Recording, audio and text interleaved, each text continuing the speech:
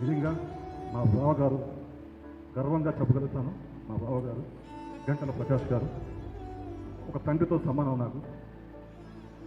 6 సంవత్సరాల నుంచి మా బావగారితో నేను 2 సంవత్సరాలు పరిచర్యకి మా చెల్లి షీబ బావగారు నాకు తీసుకెళ్ళడం జరిగింది.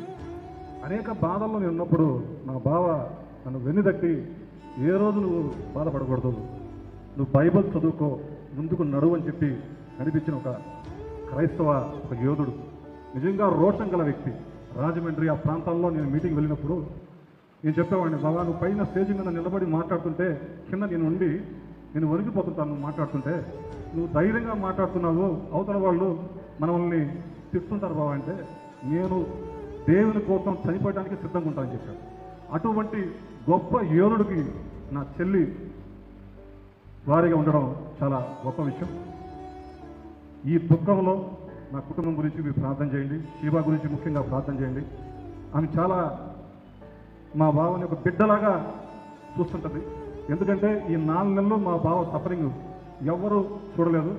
నా కుటుంబంలో నా కుటుంబ సభ్యులు, మా అక్క వాళ్ళు కానీ నేను కానీ ఈ 4 నెలలు మా బావతో ఎంత ప్రేమతో ఉన్నామంటే ఆ ప్రేమ మేము చెప్పలేము. అంత ప్రేమగా మమ్మల్ని కూడా దగ్గర తీసుకొని మా బావ దేవుని విషయాలు పంచుకుంటూ ఆయన పడుతున్న వేదనలో కూడా దేవుని స్తుతిస్తూనే ఉన్నారు. ఎంత నొప్పిని భరిస్తున్నాడంటే ఆ భరించేటప్పుడు నేను అడిగేవాడిని, బావా ఈ నొప్పి ఇంతగా వస్తుందా నీకు, దేవుణ్ణి అడగచ్చు కదా హీల్ చేస్తాడంటే, దేవుణ్ణి మనము అన్నిసార్లు అడగకూడదు, ఒక్కసారి అడిగితే చాలు అని చెప్పిన మాట నా జీవితంలో ఇది ఎప్పుడు నేను మర్చిపోను. అటువంటి మంచి భావన కలిగి ఈరోజు నాకు లేకపోతే చాలా బాధ కలుగుతుంది. ఒక తండ్రి పొజిషన్లో ఉండి ఆయన నన్ను విడిచిపోవడం మర్చిపోవడం మా కుటుంబం గురించి ప్రార్థన చేస్తుందిగా ప్రార్థిస్తుంది.